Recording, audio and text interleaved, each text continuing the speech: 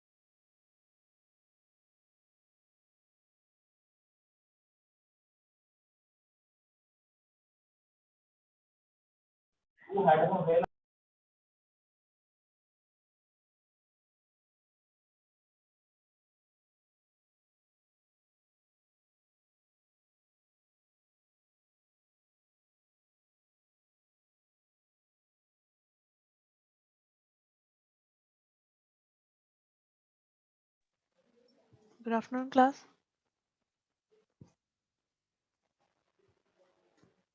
Good afternoon, ma'am. Good afternoon. Send your Good attendance. afternoon, ma'am.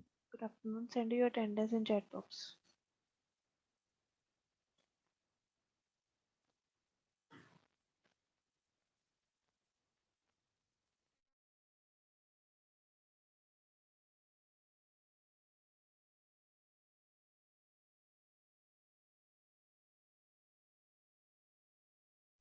I think आज हमारा last lecture है MST से पहले, right?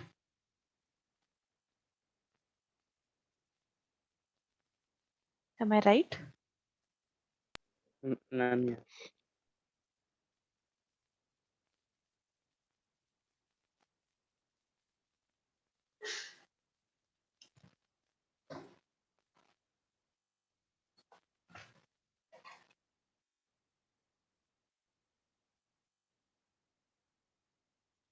बाकी स्टूडेंट्स ज्वाइन क्यों नहीं करते? Can I know the reason? कोई बताना चाहेगा? पता नहीं, मैम. आपने कभी पूछा नहीं अपने फ्रेंड से कि आप ईवीएस के लेक्चर में क्यों नहीं आते? No, ma'am. अच्छा, बाकी बाकी स्टूडेंट्स, गर्ल्स,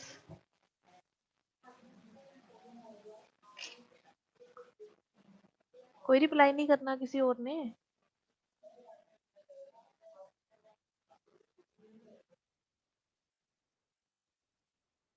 अब इस बात का भी रिप्लाई नहीं करना कि मैम हमने रिप्लाई करना है कि नहीं करना, है ना? चलो फिर हम ऐसे करते हैं, हम नेक्स्ट टॉपिक करते हैं। मैंने पहले सोचा था पेपर डिस्कस कर लेंगे, अब हम नेक्स्ट टॉपिक पे जाते हैं क्योंकि कोई इंटरेस्टेड ही नहीं है। No, मैम, पता बता दो. नहीं आते। हम अभी पढ़ेंगे, अब कैंसिल हो गया, मूड चेंज हो गया। ओके मैम, पढ़ाओ. हाँ, पढ़ते हैं।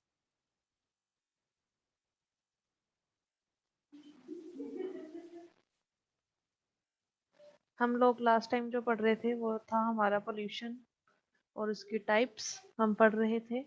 हमने वाटर पोल्यूशन पढ़ लिया था, ठीक है, अपनी बुक में से। मैंने आपकी बुक में एक्चुअली काफ़ी कुछ गिवन है, बट द थिंग इज इतना हमें डेप्थ में नहीं जाना टॉपिक के, तो मैंने एक पीपीटी रेफर कर आपको ग्रुप में सेंड कर दूंगी इसका लिंक। तो इस पीपीटी में जो मेजर डिटेल्स हैं हर टॉपिक की वो गिवन है, आप यहाँ से पढ़ लोगे। अगर आपने की पॉइंट्स पढ़ने हैं सभी टॉपिक्स के, अगर आपने थ्योरेटिक प्रॉपर नॉलेज लेनी है हर एक टॉपिक की, then you can refer your book, ठीक है। बेसिकली बुक का ही मटेरियल है, बट द थिंग इज इसमें थोड़ा इजी वे में और प्रेजेंटेशन के वे में लिखा हुआ है, तो मैं यहाँ से रेफर कर रही हूँ, ठीक है। तो हमारा अब फर्स्ट हमने वाटर पोल्यूशन हमने कर लिया था। ठीक है, अब हमारा एयर पोल्यूशन की बात करें तो एयर को खराब करना वो हमने डेफिनेशन पढ़ ली थी। इसके मेजर कॉजेज क्या क्या होते हैं? इंडस्ट्रीज होती है, ऑटोमोबाइल्स एंड डोमेस्टिक फ्यूल्स होते हैं, then high proportion of undesirable gases जैसे कि सल्फर डाइऑक्साइड, कार्बन मोनोऑक्साइड, ये हमारे एनवायरनमेंट में होना ये भी एक तरह का एयर पोल्यूशन है। Okay, anyone who can tell me the reason कि घर में हम बंद कमरे में कोयले रख के क्यों नहीं सोते, जलते हुए कोयले रख के क्यों नहीं सोते? Anyone who can tell me the ma'am reason? Ma'am क्योंकि मैम कार्बन आ क्योंकि जाती है पूरे यस कमरे मैम में, ऑक्सीजन खत्म हो जाती है। कार्बन आ जाती मैम है, फिर सफोकेट ऑक्सीजन खत्म होती है, कार्बन डाइऑक्साइड कार्बन डाइऑक्साइड आती है। ओके, और भर जाती है, ऑक्सीजन हाँ मतलब कंज्यूम हो बढ़ जाती जाती है, मतलब आप कहना चाहते हो कि कार्बन डाइऑक्साइड बढ़ जाएगी, ऑक्सीजन खत्म हो जाएगी, right? Yes okay, anyone else who can say anything else? It may be possible कि इन्होंने कुछ गलत बोला हो, ट्राई कर लो किसी को अगर है तो याद। है। मैम मम्मा ने तो यही बताया था। अच्छा, नहीं पता किसी को? Basically that's not carbon dioxide, that is carbon monoxide जो कोयले की वजह से अंदर होती है।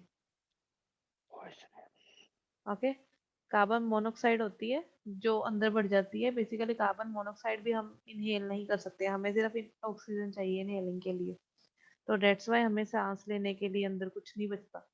कार्बन डाइऑक्साइड अगर आप बोल रहे हो तो इसका मतलब ये है कि आप बंद कमरे में, नॉर्मली बंद कमरे में सो रहे हो। बट अगर आप बात करो कि बंद कमरे में along with coals, burning coals, तो बर्निंग कोल्स की अगर बात करें तो कार्बन मोनोऑक्साइड की बात हो रही है वहां पे। ठीक है, तो यस बेसिकली कार्बन मोनोऑक्साइड भी अगर बढ़ जाए हमारे एनवायरनमेंट में तो हमें सांस लेने में प्रॉब्लम आएगी। और पर्सन इतने ज्यादा इफेक्टेड हो जाते हैं कि उनको अपने आप को सेव करने के लिए भी उठने की भी हिम्मत नहीं होती, वहीं पे पड़े पड़े डेथ हो जाती है कईयों की, तो कि बंद कमरे में वो कोल रख के सोया था, उठा ही नहीं, सुबह सुबह जब वो कमरा खोला तो मरा हुआ पड़ा मिला सामने वाला पर्सन। ऐसे काफी केसेस पहले आ रहे थे, बट धीरे धीरे इन्होंने लोगों में वो उसके बारे में जागरूकता फैलानी स्टार्ट की तो लोगों ने ये काम बंद किया। ठीक है, अब कोजिस क्लियर है? किसी को कोजिस में कोई डाउट है? No ma'am okay, then effects क्या क्या हैं एयर पोल्यूशन के? इफेक्ट्स में एक तो ह्यूमन हेल्थ पे इफेक्ट कर रहा है, जनरल सी बात है, कार्बन मोनोऑक्साइड की एग्जांपल लिए, इसकी इसी तरह से अगर हमारे एनवायरनमेंट में ऑक्सीजन कम होगी, बाकी जो गैसेज है वो ज्यादा होंगी, तो हम ब्रीथ नहीं कर पाएंगे, तो उसकी वजह से भी हमें प्रॉब्लम आएगी। देन एनिमल्स के लिए भी सेम केस है, एनिमल्स को भी जो गैसेज चाहिए वो उनको नहीं मिलेगी। ठीक है, जो ऐसे ही जो हमारे ट्रीज भी होंगे वो भी इफेक्टेड होंगे अगर हमारी एयर में नॉर्मल गैसेस का फ्लो नहीं होता। देन प्लांट्स हो गए, एनिमल्स के साथ प्लांट्स अफेक्टेड है, then the atmosphere as a whole, वो तो जनरल सी बात है कि एटमॉस्फेयर को भी इफेक्ट करेगी ही करेगी, जिसकी वजह से हमारी बायोडाइवर्सिटी भी इफेक्टेड होगी। ठीक है, तो in short you can say biodiversity affected होगी, बायोडाइवर्सिटी में ये सारे फैक्टर्स इंक्लूडेड होते हैं। तो आप वो लिख सकते हो, अगर आप मेजर हेडिंग देना चाहो, अगर आप डिफरेंट पॉइंट्स बना के लिखना चाहो तो वैसे भी लिख सकते हो। देन इसे अवॉइड कैसे कर सकते हो इस एयर पोल्यूशन को? तो उस केस में एक तो नेचुरल गैसेस यूज करो, जैसे कि एलपीजी ऑटोज यूज करो। ठीक है, क्रैकर्स बर्स्ट मत करो जो हम दिवाली पे करते हैं। ठीक है, than less amount of fuel for vehicles use करना है, मतलब कम से कम फ्यूल यूज करो व्हीकल से, ट्राई करो कि उन व्हीकल्स को यूज करो जहाँ जिनमें फ्यूल्स नहीं यूज होता या फिर एलपीजी गैस यूज होती है। फॉर एग्जांपल साइकिल्स यूज करो rather than using motor vehicles. ठीक है, then avoid using and use of electric stoves. Electric stoves क्यों उन्होंने मना किया है? बेसिकली इलेक्ट्रिक स्टोव्स बिजली की वजह से चलते हैं और बिजली प्रोड्यूस करने के लिए डिफरेंट पावर प्लांट्स लगते हैं, जैसे विंड पावर प्लांट्स हो सकते हैं और भी काफी हैं। ठीक है, तो अगर आप इलेक्ट्रिक स्टोव्स यूज करें इट मीन्स हमें मोर इलेक्ट्रिसिटी चाहिए, तो उसके लिए डिफरेंट हमारे इलेक्ट्रिक स्टोव्स जो होते हैं वो डिफरेंट टाइप की रेडिएशन छोड़ते हैं हमारी एयर में, and that also lead to the air pollution. ठीक है, उसकी इसकी जगह पे आप बायोगैस के स्टोव्स यूज करना स्टार्ट करो। ठीक है, देन वाट वाटर पोल्यूशन का हमने डिस्कस कर लिया था, तो ये मैं अभी आपको ओवरव्यू दे रही हूँ सिर्फ कि हमारी काफी 40% डेथ जो है वो वाटर पोल्यूशन की वजह से हो रही है। ठीक है, वाटर पोल्यूशन कैसा कैसा दिख सकता है, बेसिकली कहाँ कहाँ कैसे कैसे इसका व्यूज मिल सकते हैं आपको। देन इसके इफेक्ट्स क्या हैं? कोलरा हो सकता है, मलेरिया, टाइफाइड, ये सारे डिसीजेस वाटर पोल्यूशन की वजह से हो रहे हैं। देन इसे अवॉइड कैसे करना है कि रिवर्स में क्लोथ्स ना वॉश किए जाएं, एनिमल्स को ना बाथ करवाया जाए। Then harvesting of rain water harvesting करनी है, डैम्स एंड एम्बैंकमेंट्स बनाने हैं, ठीक है। रिवर्स को कंटेमिनेट नहीं करना, लोगों को उसके बीच में अपना जो भी वेस्ट मटेरियल है वो फेंकने नहीं देना। Then in sacred rivers like Ganga, the dead body shouldn't be thrown, वहां पे जो डेड बॉडीज उसमें फेंक देते हैं कई लोग, कई बार तो अस्थियां तो आपने सुनी होगी वो गंगा में ही बहाते हैं।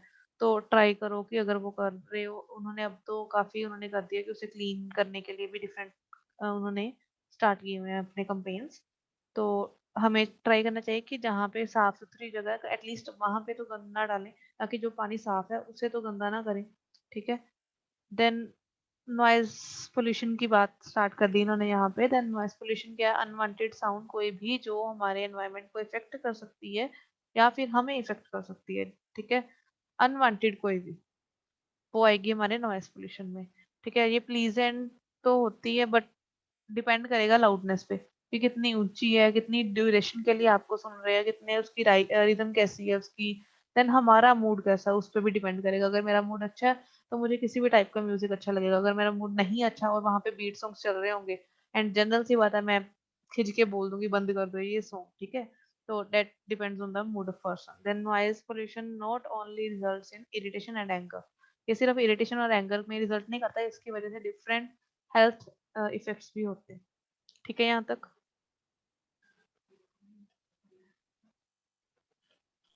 जी ma'am. Causes of noise pollution क्या हो सकते हैं? ट्रैफिक नॉइस, एयरक्राफ्ट नॉइस, ये हमने वैसे भी लास्ट टाइम डिस्कस किए थे।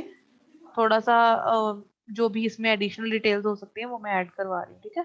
वो देख ही जाओ साथ साथ। देन नॉइस फ्रॉम कंस्ट्रक्शन या सिविल इंजीनियरिंग के वर्क से, कंस्ट्रक्शन के टाइम पे जो चीजें तोड़ते हैं या बनाते हैं, जो मिक्सिंग करते हैं, या फिर जब एक दूसरे को चीजें पास करते हैं, वहां पे भी काफी नॉइस प्रोड्यूस होती है।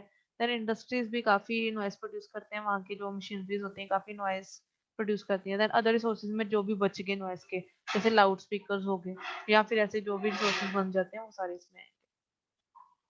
देन नॉइस पोल्यूशन उन्होंने एक पिक्चर की फॉर्म में बताया कि अर्थ के बीच में से, अर्थ के सारी अर्थ में से डिफरेंट टाइप की नॉइसेस जब प्रोड्यूस हो रही हैं तो वो बेसिकली अर्थ के लिए भी हैक्टिंग बन जाता है उसे हैंडल करना। देन इसके इफेक्ट्स क्या है? हियरिंग लॉस हो सकता है, सुनने की शक्ति खत्म हो जाना, या फिर कम सुनना, ऊंचा सुनना। देन हाई ब्लड प्रेशर हो सकता है, स्ट्रेस बन जाता है काफी लोगों के लिए काफी नॉइस की वजह से। देन स्लीप डिस्टर्बेंसेस, अगर रात को कोई 12 बजे आपके घर के पास डीजे चलाना बैठ जाए तो आप जनरल सी बात है आपकी नींद खराब होगी, तो उस टाइम पे आपकी स्लीप डिस्टर्बेंसेस होंगी। देन कलर ब्लाइंडनेस भी इसी का ही एक इफेक्ट है। देन इसे कैसे अवॉइड करना है? उसमें आ सकता है कि गवर्नमेंट को चाहिए कुछ जो भी न्यू मशीन्स हैं वो नॉइस प्रूफ होनी चाहिए, ऐसा कुछ ना कुछ मैकेनिज्म निकाले। या फिर गवर्नमेंट को चाहिए, आप ऐड कर सकते हो कि गवर्नमेंट को चाहिए जो फैक्ट्रीज है उनको बोला जाए कि नॉइस रिडक्शन मटेरियल्स यूज किए जाए, ठीक है। जैसे सेमिनार हॉल्स में यूज किए होते हैं नॉइस रिडक्शन डिफरेंट मटेरियल, जैसे कई तो वो भी आते हैं जो चेयर्स होती हैं वो नॉइस रिड्यूस करने वाली, तो नॉइस अब्जॉर्प्शन वाली होती हैं, मोस्टली सिनेमा हॉल्स में देखे जाते हैं। लाइक सिनेमा हॉल्स में अंदर अगर मूवी चल रही है तो उसके गेट के बाहर उस मूवी की आवाज तक नहीं आती होती। तो डेट इज जस्ट बिकॉज उन्होंने नॉइस प्रूफ मटेरियल्स यूज किया है जिसकी वजह से आवाज बाहर नहीं आ सकती, अंदर के अंदर ही रहेगी, ठीक है। तो एटलीस्ट बाहर वाले जो लोग हैं वो बच जाते हैं नॉइस पोल्यूशन से। Then airports must be away from residential areas, जो एयरपोर्ट्स हैं ठीक है वो घर रहने वाले घरों से थोड़ा दूर होने चाहिए, ताकि जो लोग वहां पे रह रहे हैं कम से कम उनको प्रॉब्लम ना आए। Then sound horn symbol is to be in school road, जो स्कूल रोड्स हैं वहां पे भी हॉर्न के सिंबल बेसिकली उन्होंने लगाया होता है कि हॉर्न, नो हॉर्न, वो वाला सिंबल होता है स्कूल्स के पास ही नहीं बल्कि ये हॉस्पिटल्स के पास भी लगाने चाहिए ऐसे सिंबल्स, क्योंकि हॉस्पिटल्स में डिफरेंट पेशेंट्स होते हैं जिनको नॉइस की वजह से प्रॉब्लम्स आ सकती हैं, ठीक है। देन प्रिवेंशन में ही प्लीजेंट होम्स बनाने चाहिए, ठीक है। Bhagwan Baba says silent is God, I don't know who is this, but चलो जो भी है। Then we need to talk sweetly to others, हमें दूसरों से स्वीटली बात करनी चाहिए, अग्रेसिव होकर नहीं बात करनी चाहिए। Jagmeet, you want to say anything? ये समझ नहीं आया ये पॉइंट भगवान बाबा से silence maybe there may be some misconception at that point जिन्होंने यहाँ पे पीपीटी बनाई है कि उनके कोई पर्सन ने बोला था मजाक कि तो नहीं किया। नहीं मजाक नहीं है बेसिकली। अच्छा यहाँ पे ऐसा बोल सकते हो कि हर धर्म में ना लोगों को ये बोला जाता है कि चुपचाप बैठ के ध्यान लगाओ तो जल्दी गोड मिलेगा, रेदर देन कि आप वो करो ढोलकी वगैरह लेके ऊंची ऊंची चीखे मारो कि हे भगवान आ जा ऐसे करके कुछ समथिंग। ठीक है, तो साइलेंट इज गुड। साइलेंट में बैठ के आप ध्यान लगाओगे तो ज्यादा इजीली आपको वो होगा, मेडिटेशन अच्छी होगी। ठीक है, तो वो बेसिकली इनका मोटिव यही होगा कहने का। मे बी इस पॉइंट को मैं श्योरिटी नहीं दे सकती क्योंकि इन्होंने कुछ नाम मेंशन किया है। ठीक है, बट हाँ इस वर्ड को जरूर मैं एक्सप्लेन कर सकती हूँ कि साइलेंट इज गुड क्या कहना चाह रहे हैं। ठीक है, हु इज दिस, एक्चुअल में ये पर्सन एग्जिस्ट करता है या नहीं आप सर्च कर लेना। Okay, then we need to talk sweetly to others. हमें दूसरों से स्वीटली बात करनी चाहिए, रूडली नहीं बात करनी, एंग्जाइटी नहीं शो करनी सामने वाले पर्सन को। Then talk less work more, कम बातें करो लेकिन काम ज्यादा करो। घर वाले भी ऐसे बोलते हैं, जब कोई काम दे रहे हो आप बातें करी जो करी, जो बोलते हैं ना बोल कम काम ज्यादा कर। ठीक है, तो वो भी एक नॉइस पोल्यूशन की वजह से बोल रहे हैं क्योंकि वो थक जाते हैं आपकी आवाज सुन सुन के बोलते हैं बस कर अब बोलना काम कर दे। ठीक है, then sound affects our ear, so loud noise should be avoided. हमारे कान खराब होते हैं इसकी वजह से, तो हमें लाउड नॉइस अवॉइड करनी चाहिए। ठीक है यहाँ तक? Yes ma'am. ओके, चलो कर ही लेते हैं अभी। लैंड पोल्यूशन, इसमें क्या होगा कि हमारे 1/4 एरिया लैंड में है। हमने लैंड कंजर्वेशन वाला पार्ट पढ़ा था ना सारा, वो जो चैप्टर हमने सारा पढ़ा था वो इसी में आता है कि वो हमने हमने लैंड पोल्यूशन कैसे कर रहे हैं। हम लैंड को सारा ऑक्यूपाई करी जा रहे हैं, अनडिवेलप्ड लैंड को डेवलप्ड लैंड में कन्वर्ट करी जा रहे हैं। उसकी वजह से लैंड पे जो ट्रीज होने चाहिए थे वो नहीं मिल रहे लैंड को, तो वो भी लैंड को खराब कर रहे हैं। सेकेंडली हम वहाँ पे कूड़े के ढेर लगा रहे हैं अलग अलग जगह पे, that is also land pollution. ठीक है, देन यहाँ पे इन्होंने एक्सप्लेन कर ही दिया क्या क्या है, लाइक माइनिंग है। ठीक है, देन सीवेज वेस्ट है, हाउस होल्ड गार्बेज है, इंडस्ट्रियल वेस्ट है, ये जो भी चीजें हम लैंड पे फेंकते हैं जिसकी वजह से हमारी लैंड गंदी होती है या हमारा एनवायरनमेंट गंदा होता है, दैट इज लैंड पोल्यूशन। ठीक है, देन कैसी पिक्चर्स हो सकती हैं, प्लास्टिक हमने फेंके हुए हैं, केमिकल्स पड़े हुए हैं, देन ट्रैश एंड फर्टिलाइजेशन, कैसी कैसी गंदी लैंड हो रखी है। मैम पता लग गया कौन है भगवान बाबा। कौन है जी? मैम महाराष्ट्र का कोई भाई सेंट है। ओके, ठीक है, तो ये मे बी ये पीपीटी जिसने बनाई वो महाराष्ट्र के हो, it may be possible. SBS नाम लिखा है, उन्होंने एक्सप्लेन नहीं किया अपनी डिटेल्स सारी। चलो कोई बात नहीं, चलो आगे चलते हैं। इफेक्ट्स क्या है लैंड पोल्यूशन के? हम बेसिकली आप यहाँ पे इफेक्ट्स लैंड डिग्रेडेशन के भी लिख सकते हो जो हमने सेकंड चैप्टर में पढ़े थे ऑलरेडी। ठीक है, then land can not be construct house. Basically बिना लैंड के हम घर नहीं बना सकते। Man can not be farming नहीं कर सकते। इन्होंने इंग्लिश थोड़ी अच्छी यूज की है, आप थोड़ी और अच्छी कर देना। ठीक है, ground water will get affected, ground water भी खराब होगा अगर हम लैंड कंजर्व नहीं करेंगे, वो भी हमने लास्ट चैप्टर में पढ़ लिया था। देन हाउस होल्ड गार्बेज जो है वो प्लास्टिक्स वगैरह जो है वो कम यूज करनी चाहिए हमें। इसके अलावा बस अभी इतना ही आपके एमएसटी 1 में आएगा। यहाँ तक किसी को कोई डाउट है तो पूछ लो। No ma'am.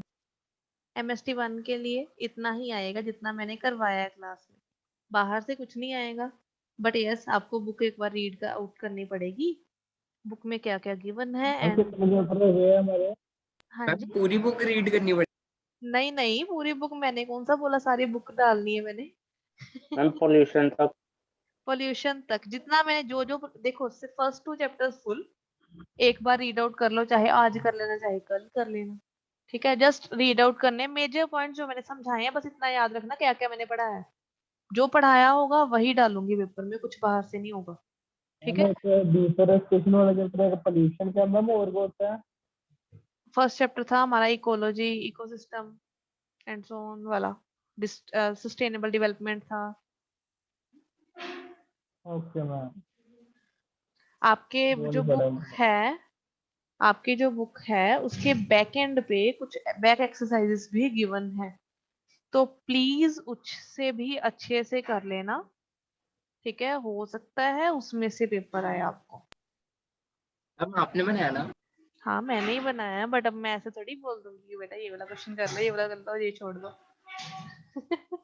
ठीक है, यस मैम। जस्ट आपको बता रही हूँ कि क्या क्या मेजर पार्ट आपने कवर करने हैं। फर्स्ट थिंग, आपने चैप्टर्स को मेजर कीवर्ड्स जो मैंने करवाए हैं आपको काफी अच्छे से, एटलीस्ट उन कीवर्ड्स को अच्छे से पढ़ लेना कि हमने क्या रीड आउट किया था, ठीक है। मतलब उसको गो थ्रू कर लेना। एंड देन आपकी जो बुक के चैप्टर के एंड में बैक एक्सरसाइज होती हैं, उसमें आपके फिल इन द ब्लैंक्स भी आते हैं, ट्रू फॉल्स भी आते हैं, एंड एमसीक्यूज भी आते हैं, ठीक है। इनको भी थोड़ा अच्छे से कर लेना तो आपके लिए काफी बेनिफिशियल रहेगा। Okay, no more hints for paper. हाँ सिलेबस बता देती हूँ वैसे क्या क्या करना है। टॉपिक्स लिखे हुए हैं वैसे तो आप लोगों ने, बस पोल्यूशन वाला जो था वो लिखने वाला रह गया था। पोल्यूशन में लिख लो, एक तो सोर्सेज ऑफ पोल्यूशन जो है मैन मेड एंड नेचुरल, जो हमने फर्स्ट लेक्चर में पोल्यूशन वाले में पढ़े थे। पोल्यूशन की डेफिनेशन, पोल्यूशन के सोर्सेज, सोर्सेज में दो आएंगे, man made and natural pollution, ठीक है। Then air pollution, water pollution, then noise pollution and land pollution, ठीक है। ये चार पोल्यूशंस हो गए। बेसिकली अगर आप इजी वे में याद करो तो लैंड पोल्यूशन जो था वो हमारा सॉइल पोल्यूशन ही है इनडायरेक्ट वे में, तो सॉइल पोल्यूशन आपकी बुक में गिवन है नाम उसे, ठीक है। तो air, water, noise and soil, ये चार पोल्यूशंस हैं जो, इन चारों की causes, effects and control measures, सारा मतलब इन चारों का पूरा करना है और कुछ नहीं करना है इसके अलावा। डन। ये तो हमने वैसे भी 10th तक कितनी बार कर लिया होता है कि अब तक तो थक मैम चुके होते हैं पढ़ पढ़ पेपर के। कैसे आना है वो पेपर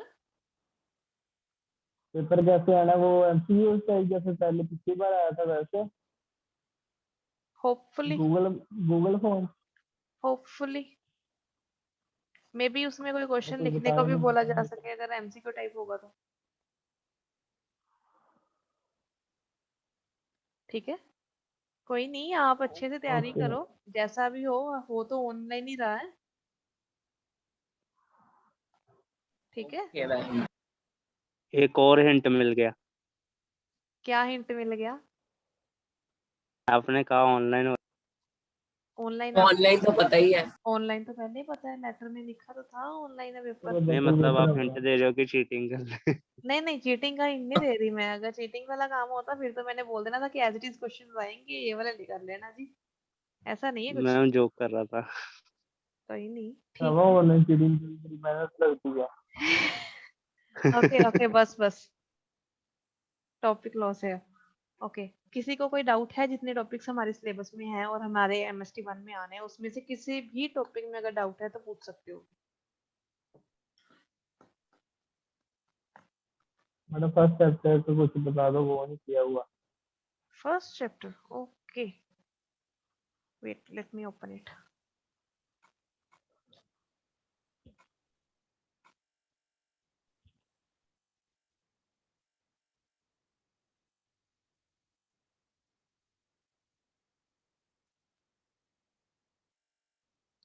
ठीक है जी, फर्स्ट चैप्टर इकोलॉजी, हम एक बार थोड़ा सा देख लेते हैं क्या क्या है इसमें, ठीक है। इकोलॉजी क्या था जी जगमीत? अब सभी से पूछेंगे धीरे धीरे। Study of hmm relationship between hmm living and non-living things. Hmm, right, वही है।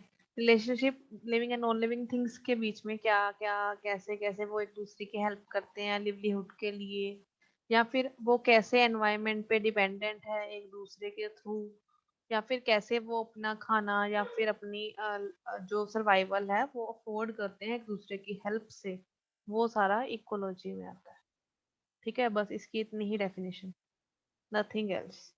देन इकोलॉजी की डिफरेंट डेफिनेशन यहाँ पे गिवन है, ठीक है। अगर तो फर्स्ट सेक्शन की बात करें आपके पेपर की, तो it may be sometime like dash is defined as this जो भी है, ठीक है, ऐसा भी हो सकता है। तो उस केस में इकोलॉजी लिखना है या इकोसिस्टम लिखना है, वो आपको ध्यान से करना पड़ेगा। अगर एमसीक्यू की फॉर्म में आपको पेपर दिखेगा तो उसमें भी कुछ ऐसा ही होगा, बट द थिंग इज आपको जो एमसीक्यूज में ऑप्शंस गिवन होंगे उसमें भी आपको इकोलॉजी भी ऑप्शन मिलेगा, इकोसिस्टम भी ऑप्शन मिलेगा। देन बाकी भी दो जो ऑप्शंस होंगे आपको उनमें से रेक्टिफाई करना पड़ेगा कि आपको क्या आंसर है। तो जो डेफिनेशंस बुक में कुछ ऑथर्स की गिवन है उनको देख लेना कि कौन सी डेफिनेशन इकोलॉजी की है एंड कौन सी डेफिनेशन इकोसिस्टम की है। इकोसिस्टम क्या होता है जी?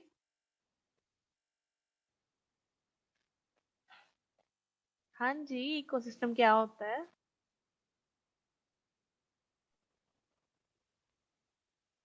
चिराग बताएगा जी, या चिराग का ही डाउट था? तो सिस्टम का यस मैम मेरा ही डाउट था। अच्छा, आप ही का डाउट था, ओके, किसी और से पूछ लेते हैं हम। Vanshika. Ma'am group of living organism, group of living organisms, okay उनका ठीक है, नॉन लिविंग के साथ इंटरेक्ट होना ठीक चीजों है। के साथ। और ठीक है, ठीक है, और बताओ।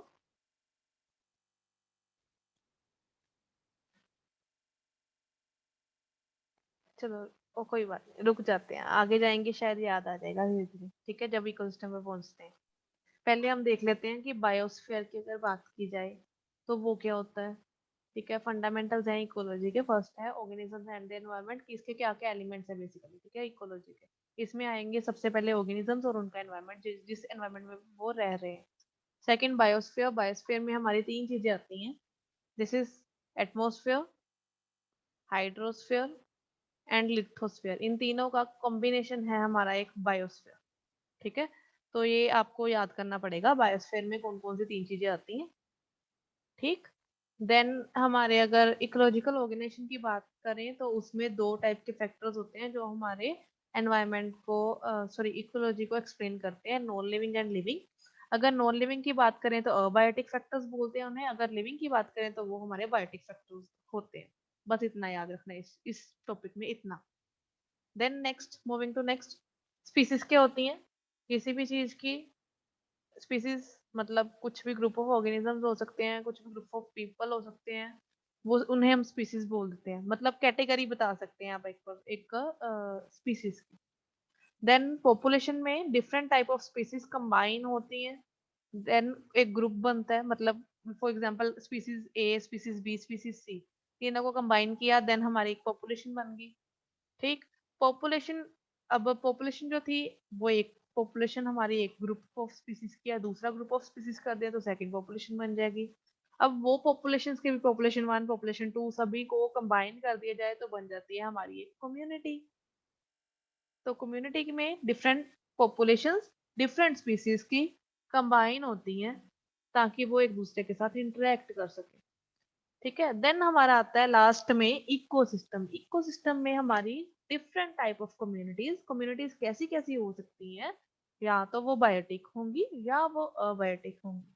बायोटिक मतलब लिविंग ऑर्गेनिजम्स की, अबायोटिक मतलब नॉन लिविंग ऑर्गेनिजम्स की। इन सभी को कंबाइन किया जाए और बताया जाए कि कौन सा कैसे इंटरेक्ट कर रहा है, कैसे उसकी फंक्शनिंग है, कैसे उसकी वर्किंग है एक दूसरे के साथ मिलके, तो वो हमारा इकोसिस्टम बनेगा। इकोलॉजी में सिर्फ स्टडी है कि कैसे एक दूसरे के साथ रिलेटेड है, बट इकोसिस्टम में हमारे प्रॉपर बायोटिक कौन से हैं, अबायोटिक कौन से हैं, ये भी बताया जाएगा। देन इकोसिस्टम में हमें कैसे बताया जाएगा कि कैसे living organism non living organism पे डिपेंडेंट हैं, डिपेंडेंसीज बताएंगे। देन उनके फंक्शनैलिटी बताएंगे, देन उनके कैसे कैसे वो काम करते हैं अपने लिवलीहुड के लिए, वो सारा आएगा इसमें। इकोसिस्टम में ये डायग्राम इन्होंने रिवील किया था कि कैसे डिफरेंट एनिमल्स आएंगे, सनलाइट हीट भी इकोसिस्टम का पार्ट है। देन माउंटेन्स हो गए हमारे, बैक्टीरिया हो गया, ट्रीज हो गए, ह्यूमन हो गए, ये सारे जो है वो हमारे इकोसिस्टम का ही पार्ट है, ठीक है। देन हैबिटेट की अगर बात करें तो जहाँ पे हम रहते हैं that is our habitat. Different organisms की डिफरेंट हैबिटेट होगी, ठीक है, किस टाइप के ऑर्गेनिज्म की कैसी हैबिटेट होगी वो उसके इकोसिस्टम पे डिपेंड करेगा, ठीक। देन हमने ये वाला टॉपिक नहीं करना था, कैटेगरी ऑफ इकोलॉजी वाला। देन इकोसिस्टम पे आगे से, इकोसिस्टम की डेफिनेशन हमने ऑलरेडी समझ ली है।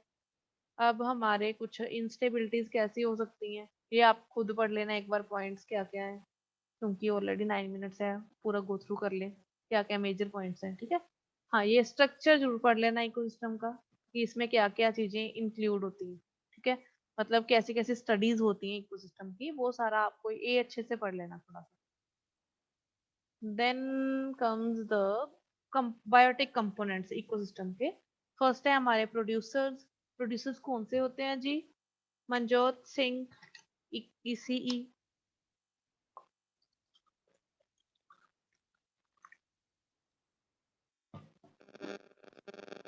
मनजोत सिंह कहते हैं, हमने नहीं बोलना। मोहित 536 Yes, ma'am. बताओ जी, प्रोड्यूसर्स क्या होते हैं?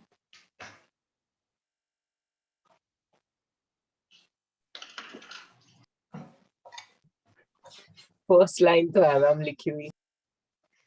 यस क्या बताया जी, बताओ Jagmeet. Organisms that produce food by photosynthesis are producers. जो भी सनलाइट की हेल्प से, प्लस जो भी हमारा फोटोसिंथेसिस के प्रोसेस से अपना खाना बनाते हैं और उस पे ही डिपेंडेंट है, दे आर प्रोड्यूसर्स। प्रोड्यूसर्स भी दो टाइप्स के होते थे, फोटोट्रोप्स एंड केमोटोट्रोप्स। ये दोनों टाइप्स याद रखना कौन कौन सी है, नाम इनके एटलीस्ट, ठीक है। फोटो का क्या मतलब था और केमो का। फोटो में क्या होता था, लाइट की हेल्प से खुद खाना बनाना। ट्रोप का मतलब फूड, बेसिकली सेल्फ फूड बनाना है लाइट की हेल्प से अपने लिए। केमो की अगर बात करें तो इसमें केमिकल्स की हेल्प से। ऑटोट्रोप का मतलब सेम है, फूड बनाना अपने आप के लिए। फोटो मतलब लाइट, केमो मतलब केमिकल्स की हेल्प से, ठीक है। तो वो आ गया हमारे इसके प्रोड्यूसर्स की category. Then comes the category of consumers. Consumers कैसे कैसे होते हैं जी? आगे हमारे फर्स्ट ऑफ ऑल हर्बीवोर्स। क्या होते हैं अभी हर्ष? मैम, जो प्लांट्स वगैरह खाते हैं। जो प्लांट्स खाते हैं, ठीक है, बिल्कुल। जो प्लांट्स पे डिपेंडेंट है, मतलब जो प्रोड्यूसर्स पे हाँ। डिपेंडेंट हैं अपने फूड के लिए, वो है हमारे हर्बीवोर्स, ठीक है। देन कार्निवोर्स की अगर बात करें तो क्या होते हैं Vineet? Vineet, okay, Vineet is not active. Abhijeet, yes ma'am. Carnivores क्या होते हैं? ਜਿਹੜੇ ਮਾਸ ਮੂਸ ਖਾਂਦੇ ਆ। जेड़े मांस खाते हैं, ठीक है। और जिनकी लाइफ फ्लैश के ऊपर डिपेंड होती है। राइट। और फर्स्ट लाइन पढ़ो, हर्बीवोर्स पे डिपेंडेंट है, साथ में ये भी बोलना है साथ में, ठीक है। देखो, प्रोड्यूसर्स पे डिपेंडेंट है हमारे हर्बीवोर्स, हर्बीवोर्स पे डिपेंडेंट है हमारे कार्निवोर्स, ठीक है। एक दूसरे पे साथ लिंक्ड है सारी चीजें, ये देख के थोड़ा सा याद रखना है, ठीक है। ये फ्लो चार्ट कैसा है। अच्छा, एक और चीज मैंने आपको इसी टाइम पे बताई थी कि हमारा एनर्जी फ्लो जो होता है कितने परसेंट होता है जी? 10%. राइट, 10% एनर्जी फ्लो उसका रूल है, 10% रूल, ठीक है। मतलब क्या है, एक पर्सन अगर दूसरे पर्सन को खा रहा है तो पहले जिस पर्सन को उसने खाया उसकी 10% एनर्जी जाएगी उस पर्सन के अंदर जिसने खाया उसे, ठीक है। सिर्फ 10%, ज्यादा नहीं मिलेगी। देन ओमनिवोर्स क्या होते हैं जी? कौन बताएगा जी? वंशिका बताएगी ओमनिवोर्स के बारे में। मैम वो प्लांट्स खाते हैं, प्लांट्स भी खाते हैं और एनिमल्स भी, मतलब वो फ्लैश हर्बीवोर्स भी। भी होंगे और कार्निवोर्स भी होंगे, combination of both, right. Yes ma'am. Okay, then detrivores कौन होते हैं जगमीत? जो डेड को कंज्यूम करते हैं. राइट, फॉर एग्जांपल Earthworm जो बुक में नाम हो। and bacteria. और नाम नहीं याद आ रहा. मैम, वो ओके, जो हाँ लंबी गर्दन वाले बर्ड नहीं होते, शायद वल्चर कहते हैं। हाँ, एग्जैक्टली। बेसिकली ये तब देखने को मिलती है जब किसी की डेथ होती है ना, तो जब उसे लेके जाते हैं संस्कार वगैरह के लिए, तो वहां पे काफी एनिमल्स, काफी ऐसे बर्ड्स दिखने को मिलते हैं उस केस में वहां पे, कभी आपने अगर नोट किया हो तो। ठीक है, यस मैम। देन आगे हमारे national decomposers. Right right, then हमारे डिकम्पोजर्स आगे, या फिर जिनको हम सेप्रोट्रोप्स भी बोलते हैं, वो कौन से होते हैं जी? कोई भी बोल सकता है, एनीवन हु नोज डिकम्पोजर्स क्या होते हैं? एल्गी, फंजाई, राइट, इनका काम क्या होता है? डिकम्पोज करना, तोड़ देना छोटे छोटे टुकड़ों में और खा जाना। अच्छा, ठीक है। देन अबायोटिक कंपोनेंट्स कौन कौन से होते हैं? दो टाइप्स होते हैं। हाँ, ये सारे जो थे बायोटिक के अंदर थे, ठीक है। बायोटिक में एक है हमारे प्रोड्यूसर, दूसरे है हमारे कंज्यूमर, एंड थर्ड है हमारे डिकम्पोजर। देन अगेन कंज्यूमर के अंदर हमारी ये कैटेगरी थी 4।